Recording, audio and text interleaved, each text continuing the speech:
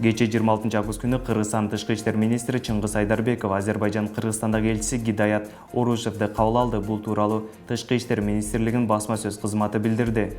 Жолугушууда Кыргыз Республикасы менен Азербайжан Республикасынын ортосунда эки жана көп тараптуу кызматташтык маселелери талкууланган. Тараптар ушул жылдын октябрь айында Азербайжанда өтө турган түрк тилдүү мамлекеттердин кызматташтык кеңешинин 7-чи саммити, ошондой эле жогорку деңгээлде эки тараптуу сапар боюнча сүйлөшүшкөн. Жогоруда айтылган иш-чаралардын уюштуруу жана мазмундуу бөлүктөрү боюнча пикир алмашуу болду. 2010 жылдын 7 айында Кепилдик фонду ачык акционердик коому тарабынан 468 миллион сомго 264 кепилдик берилди.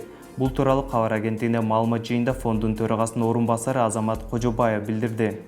Анын айтымында фонддун кепилдиги жана өнөктөш банктар ишкерлерге жалпы 1,4 миллиард сом насыя беришкен. Биздин өзүбүздүн да социалдык жагында айта кетели, берилген кепилдиктердин аркасында 604 жаңы жумуш орун түзүлдү.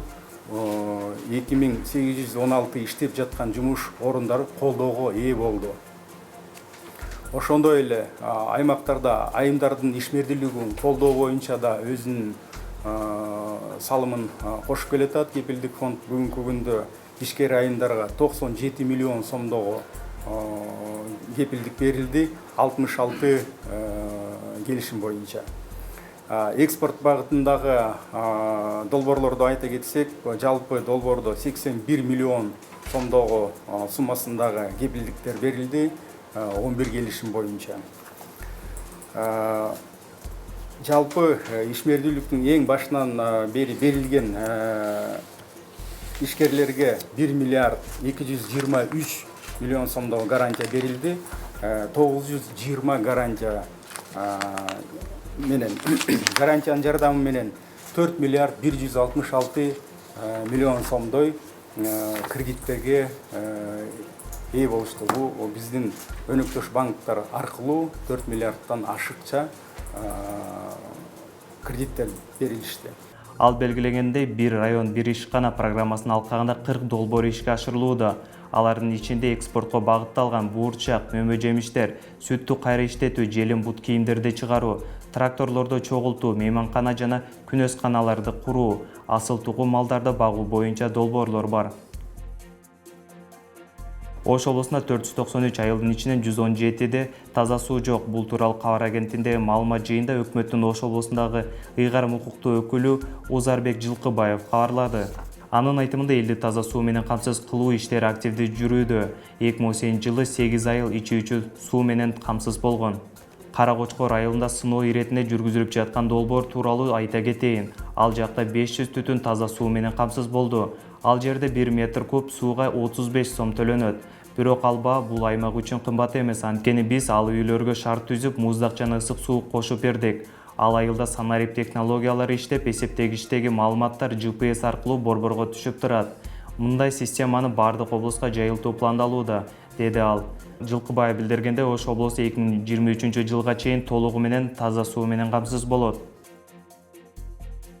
Ош облусунда мектеп, айыл өкмөтү жана ооруканалардын 90% интернетке туташылган.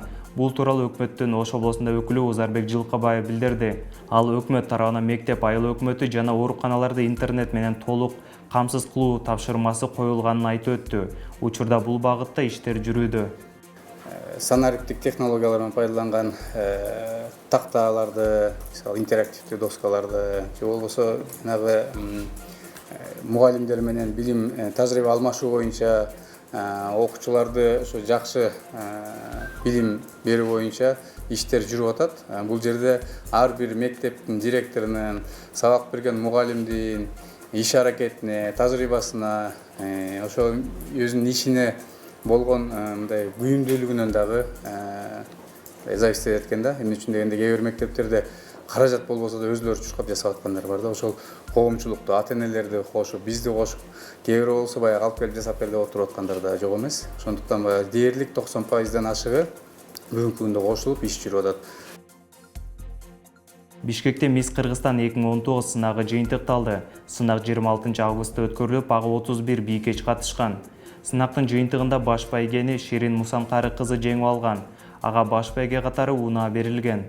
Биринчи вице-мисс Намын Ширин Бурабаева алса, экинчи вице-мисс Бегайым Абдразакова, үчүнчү вице-мисс Арина Рустамбекова болгон.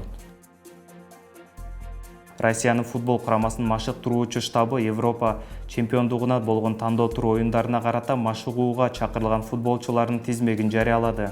Тизмеге жалпы 26 оюнчу кирип, анын ичинде Кыргызстанда туулган Илзат Ахметов да бар.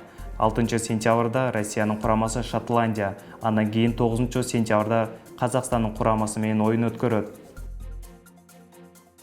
Бүгүн 27 августта Ысык көлдүн Боз Бешик айылында кум үстүндөгү футбол боюнча Кыргызстандын кубогу белдеши башталды. Бул тууралуу Кыргызстандын футбол федерациясынан билдиришти. Белдешке 8 команда катышууда. А тайпасына 7 өгүз Ысык көл, Чүй облусу, Баткен облусу болсо, Б тайпасына Кыргыз мамлекеттик ден тарбия жана спорт академиясы, Боз Бешик, Жалал Абад жана Нарын облусу бар. Финалдык беттештер 30 августта өтөт.